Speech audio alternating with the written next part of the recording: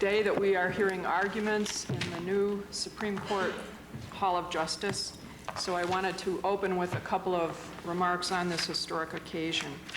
In just a few moments, we are going to begin our first oral arguments in this brand new courtroom. After September 11th, I think all of us have a fresh understanding of just how vulnerable we are and how vulnerable our democracy is. And we all acknowledge here that our way of life cannot survive without a commitment to the rule of law. At the same time we acknowledge that we're vulnerable, we also pay homage to what one writer has called the permanent things. And when we talk about permanent things, I think it means that we wish them to be permanent. These are values that we cherish and traditions that we preserve.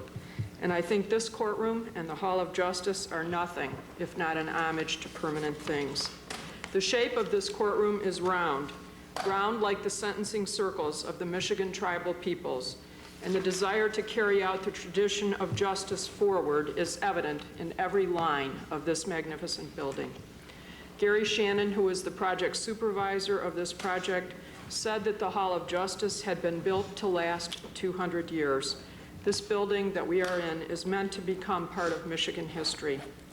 Yesterday, I read an editorial in the Lansing State Journal about the fact that the artwork in the Capitol complex entitled "This Equals That" is being dismantled.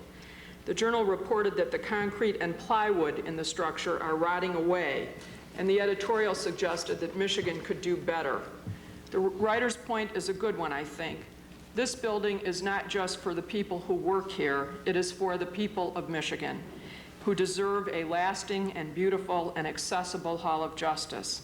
And all of us here owe them something more too, and that is our best efforts to bring justice every single day to the people of Michigan. As we open court this morning, our fervent hope for the last day of oral arguments in this Hall of Justice, who knows how many hundreds of years hence, our fervent hope for that day is the same hope that we expressed this morning on the first day of oral arguments in this building. And it is this, that God would save these United States, the state of Michigan, and this honorable court. With that, we'll begin the first oral argument this morning. Case number 1 is People versus Yost. Counsel for the appellant.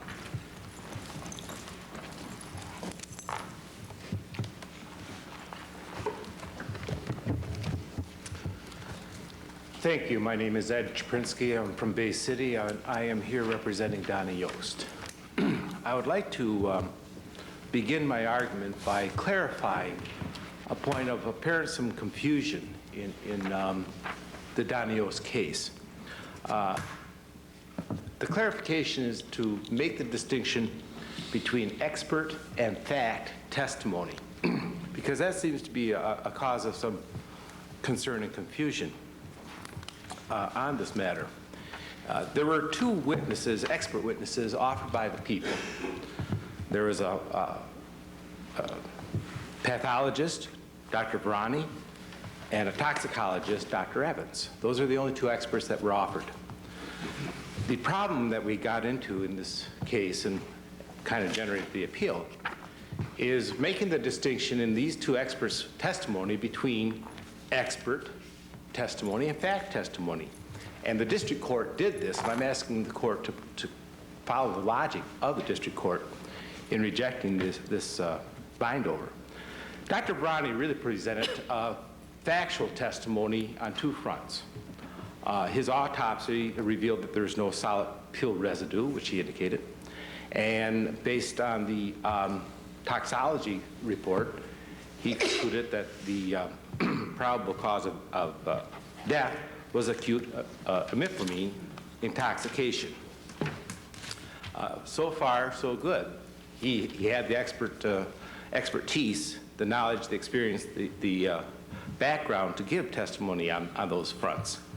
But since the toxicology results confirmed that Monique died of an imipramine overdose, Dr. Varani